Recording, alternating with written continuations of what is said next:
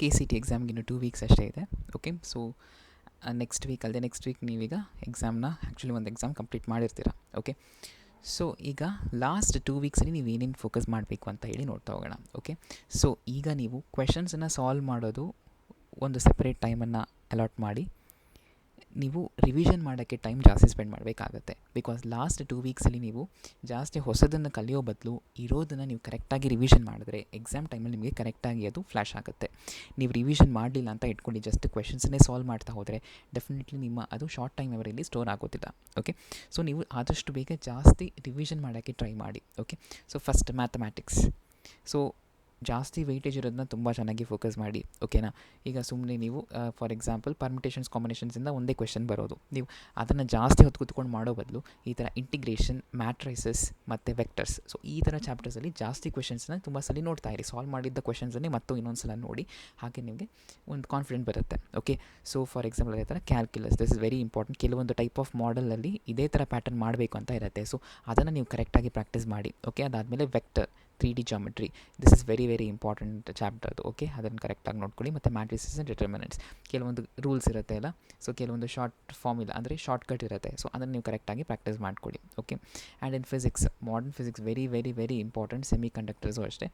Okay, and electricity, electrostatics. So these are class 12 chapters. So class 12 ಚಾಪ್ಟರ್ಸ್ನ ಕರೆಕ್ಟಾಗಿ focus ಮಾಡ್ತಾ ಹೋಗಬೇಕಾಗುತ್ತೆ. ಓಕೆ, ಸೊ ನೀವು ಆ ಫಾರ್ಮುಲಾಸ್ನೆಲ್ಲ ಕರೆಕ್ಟಾಗಿ ನೋಡ್ಕೊಳ್ಳಿ. ಕೆಲವೊಂದು ಡೈರೆಕ್ಟ್ ಫಾರ್ಮುಲಾಸ್ ಇರುತ್ತೆ, ಅಂದರೆ ನೀವು ಕೆಲವೊಂದು ಕಾನ್ಸೆಪ್ಟ್ಸ್ ಇರುತ್ತೆ, ಶಾರ್ಟ್ ಕಾನ್ಸೆಪ್ಟ್ಸ್, ಅವನ್ನೆಲ್ಲ ಈಗ ನೀವು ಕರೆಕ್ಟಾಗಿ ರಿವಿಷನ್ ಮಾಡ್ತಾ ಹೋಗಿ ಪ್ರತಿದಿನ. Okay, and in chemistry, organic chemistry class 12 very very important. ಓಕೆನಾ, ಕ್ಲಾಸ್ 12 ಆರ್ಗ್ಯಾನಿಕ್ ಕೆಮಿಸ್ಟ್ರಿಲಿ ನಿಮಗೆ ತುಂಬ ನೇಮ್ಡ್ ರಿಯಾಕ್ಷನ್ಸ್ ಇರುತ್ತೆ. Reimer Tiemann reaction, Kolbe's reaction, okay, and Hofmann bromide, ತುಂಬ ರಿಯಾಕ್ಷನ್ಸ್ ಇರುತ್ತೆ. ಅದನ್ನು ಕರೆಕ್ಟಾಗಿ ನೋಡ್ಕೊಳ್ಳಿ. ರಿಯೇಜೆಂಟ್ಸ್ನ ಕರೆಕ್ಟಾಗಿ ನೆನ್ಪಿಟ್ಕೊಳ್ಳಿ. ಬಿಕಾಸ್ KCTಯಲ್ಲಿ ಏನು ಗೊತ್ತಾ, ಡೈರೆಕ್ಟ್ ಕ್ವೆಶನ್ಸೇ ಕೇಳೋದು ಕೆಲವೊಂದು ಸಲ. ಆರ್ಗ್ಯಾನಿಕಲ್ಲಿ ಒಂದು ರಿಯಾಕ್ಷನ್ ಕೊಡ್ತಾರೆ, ನೇಮ್ಡ್ ರಿಯಾಕ್ಷನ್, ಹೆಸರು ಕೊಡೋದಿಲ್ಲ.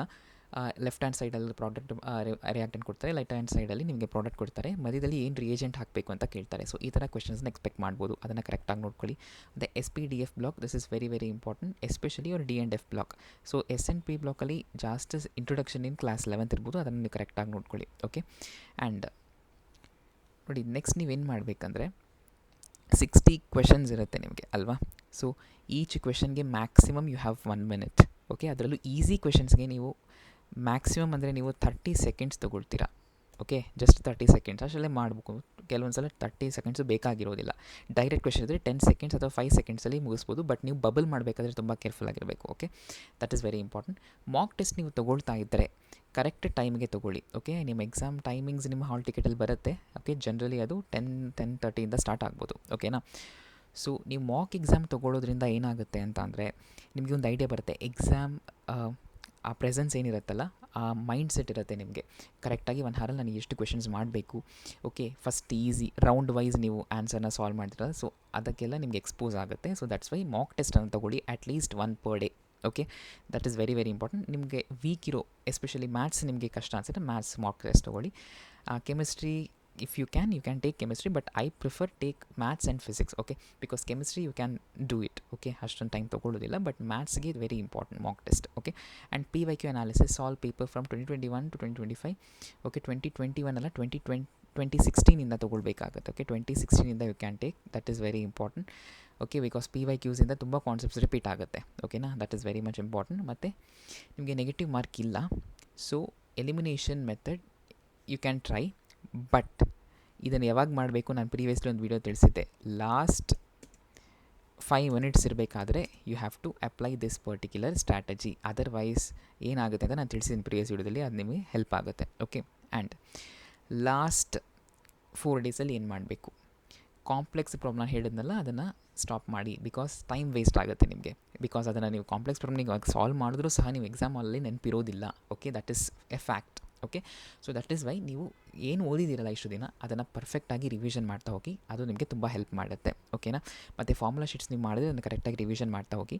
ಆ್ಯಂಡ್ ಆ್ಯಸ್ ಯೂಶ್ವಲ್ ಸೆಕೆಂಡ್ PUCನ ಕರೆಕ್ಟಾಗಿ ಒಂದ್ಸಲ ರಿವೈಸ್ ಮಾಡಿ, especially organic chemistry and inorganic chemistry. Because direct NCERT text ಬುಕ್ಕಿಂದ ಹಾಗೆ ತೊಗೊಳ್ತಾರೆ ಅದನ್ನು. ಓಕೆನಾ, ಸೊ ಓಕೆ, ಸೊ ನೀವು ಸೆಕೆಂಡ್ PUCನ ಕರೆಕ್ಟಾಗಿ ಸ್ಟಡಿ ಮಾಡಬೇಕಾಗತ್ತೆ.